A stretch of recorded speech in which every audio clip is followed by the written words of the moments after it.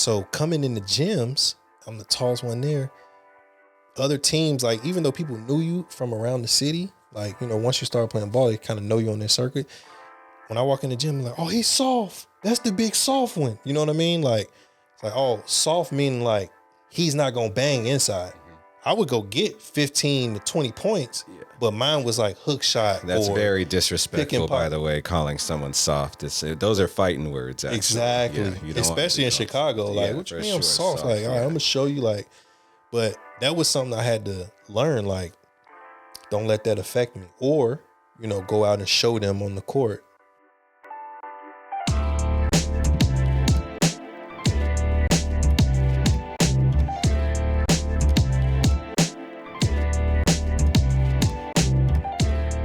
If we asked your friends right now about how you were as far as a basketball player, what would they say about you? They would definitely say the part that I just mentioned, like as far as me being like a finesse player. So I can always shoot the ball. That was even before my growth spurt. And then so that transition to once I like got to high school and was taller, I still can shoot. But in Chicago, it's like, we don't want to see, at that time, they're like, we don't want to see 6'9" shooting. Yeah. No, that's, you're the tallest one on our team. We want to see you inside. Yeah. And that's a big deal because, you know, with the reputation you got from Chicago, and I've also had some high school teammates from Chicago, and they were always, hey, you got to drive to the basket.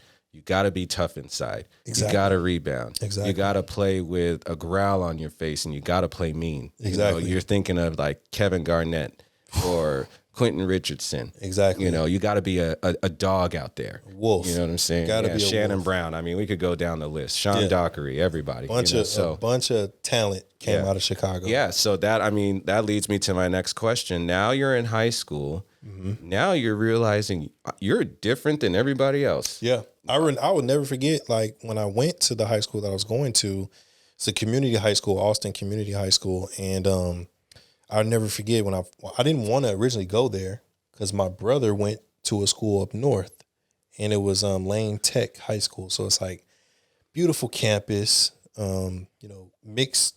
They have white, black, Asians, you know, kids from everywhere, you know what I mean? But it was more of a intellectual fine arts school, you know what I mean? Like Magnet High School is what they called it. So it was like you had to test a certain test score to even attend the school. And I took the test, but I didn't make it in. So they automatically put me into Austin Community High School, and metal detectors going in. I'm like, man, this is tough. So, but I remember the coaches like licking their chops, like, oh, I came in and they just saw me duck through under the metal detector. And, you know, I guess they're looking at all the, you know, incoming freshmen or whatever. And they saw me, it's like, oh yeah, you playing ball. And there was no, you know, no, I'm not playing. Like, you coming to the gym, you playing ball. But even before high school, when did the growth spurt happen? When did you realize, like, wow, I'm actually different? I'm in high school now, I'm growing, and like you're seeing yourself in the mirror. Now you're around your family, and then now you go to high school. Like, what was that process? So even, you know, right before you go to school, you got like back to school shopping is what we call it, right? So I knew that prior year I was wearing like, I don't know, maybe like a 9 or something like that, 8 or 9, whatever. But when we went to the shoe store to go to high school, it was like I was in like 11s, 12. Like I had jumped up like maybe 2.5 shoe sizes. And my mom's like, dang, like, you know what I mean? Like they had to bring out the measuring thing because I'm like, nah, it's no way. And but my toe was poking from the previous shoes that we had.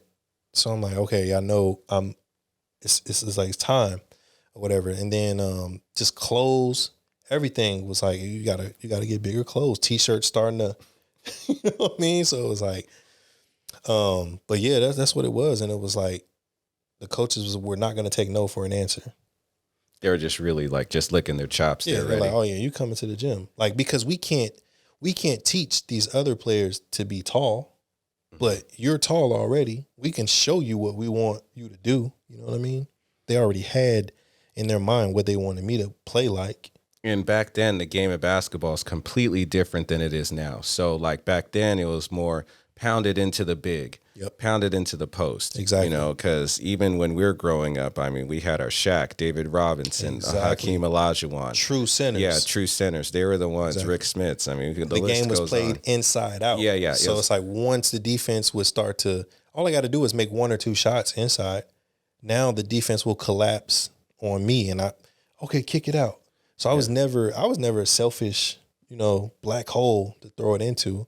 So guards would love playing with me because they're like, all right, once T do a few baby hooks and make a few of those shots, he gonna kick it to us.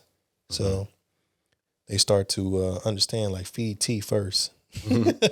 Well, that's good because now you're in a space where, how did it feel to actually just be wanted, be in a place of acceptance? Did you ever feel like you didn't have it before, or was it always there as a child? Did you feel like you grew up in a good, healthy home where, you were loved and brothers and sisters got along, or was there some trouble, or did any of that change even when you got to high school? No, me and my brother always fought because we grew up so close at age. It's like kind of like twins almost, you know what I mean? 11 months apart, same mom, same dad. And it was like sometimes same outfit, sometimes same shoes too. Like, it depending on how you want to dress, you know what I mean? So it was kind of a good thing that we went to different high schools, because if he wore a fit, I can rock it at my high school, and they never saw my brother wear it.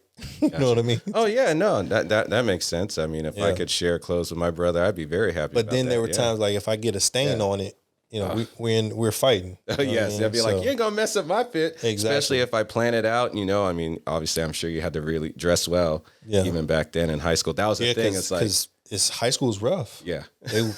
Nowadays you talk about somebody, they go to get a gun and they come shoot up the high school. But back then it was like you had to learn how to talk about people to defend yourself, like, because they don't care if you a 5-star basketball recruit. If you got some busted shoes on or your clothes look, don't matter. You're going to get roasted. You're going to get it. You're getting it. Yeah. But, yeah. See, that was an adjustment for me because when I was younger, I didn't grow up in a culture like that. I did grow up in a predominantly, white neighborhood and stuff. So, roasting wasn't necessarily a thing. It changed for me when I got into Indiana. And when I was playing high school basketball there, and then I had my teammates, and they would just kill me. Exactly. And I would be like so hurt. Like I was just like, I can't believe they look at me this way. And I think it kind of hurt my confidence a bit. And it took me a while to be like, you know what, they're just playing. There's anything of it. But you gotta. Indiana's not far from Chicago, so it's like that's like our, Indiana, Milwaukee, whatever. That's like our cousin. You know what I mean? So if you got thick skin in Chicago, I'm pretty sure people in Indiana. Yeah, thick skin. They taught you how to.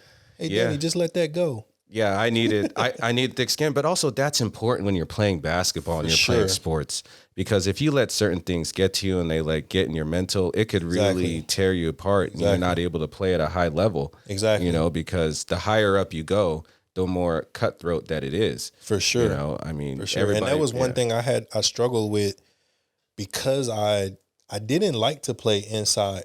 But my coaches wanted me to play inside a lot. Like I said, I was the kid that just shot growing up with my friends, but they were like, no, you got to go inside. They started teaching me post moves and mic and drill and stuff like that. So I'm like, I got to go inside all the time. And, refs they don't call easy fouls in Chicago. It's like, you got to really get beat up to get a foul. So coming in the gyms, I'm the tallest one there. Other teams, like, even though people knew you from around the city, like, once you start playing ball, they kind of know you on their circuit. When I walk in the gym, I'm like, oh, he's soft. That's the big soft one. You know what I mean? Like, it's like, oh, soft meaning like he's not going to bang inside. Mm-hmm. I would go get 15 to 20 points, but mine was like hook shot. That's very disrespectful, by the way, calling someone soft. Those are fighting words, actually. Exactly. Yeah, especially in Chicago. Like, what you mean I'm soft? Like, all right, I'm going to show you, like, but that was something I had to learn, like, don't let that affect me. Or, go out and show them on the court that I'm not soft, you know what I mean? So that's a lot of pressure because, what I'm really concerned with is your mental during that space. How did you see yourself when you looked at yourself in the mirror? You're tall, people are coming at you at every angle. They're calling you all sorts of names.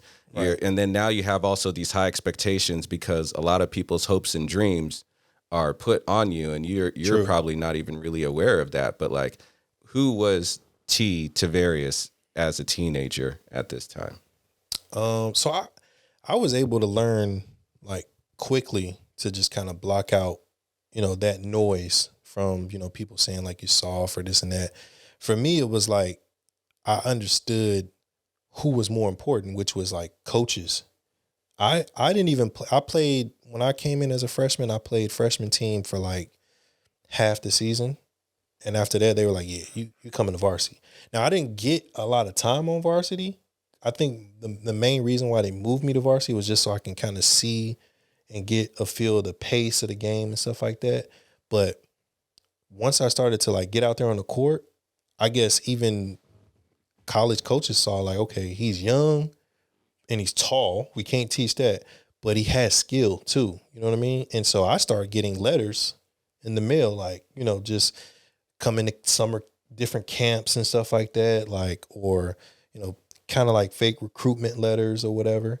And so for me, it was like, this is who I'm gonna listen to, not to, little Dante when I come in the gym who's saying like, oh, he's soft.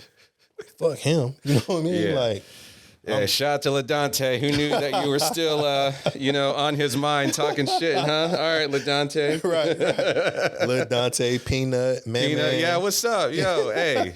Yeah, I heard you. I know real, what you're talking about. Yeah, people don't realize it's just like, man, and I feel like that's what kind of sucks. It's because I feel like when you look at certain NBA players or NBA stars and you look at people who are outspoken, like a Draymond Green, we'll just use him for an example, or a Kevin Durant, and people are not realizing that there is a dog in them. Exactly. There is a fight in them, and they need to be this way because at the same time, when they're growing up, just like you grow up, there's people coming at them at all sorts of angles. All the time, yeah. Just so they can just get a crack at them or try to break them down or do whatever. So they got to put up that tough exterior. Exactly. And also you need to have that on the court because I mean, I'm not 6'11", but Kevin Durant's probably barely 200 something pounds. Right. He needs to have that kind of mentality when he's out there. Like, I am not going to get pushed around, or you're not going to. They smell blood in the water when you show a sign of weakness. You know what I mean?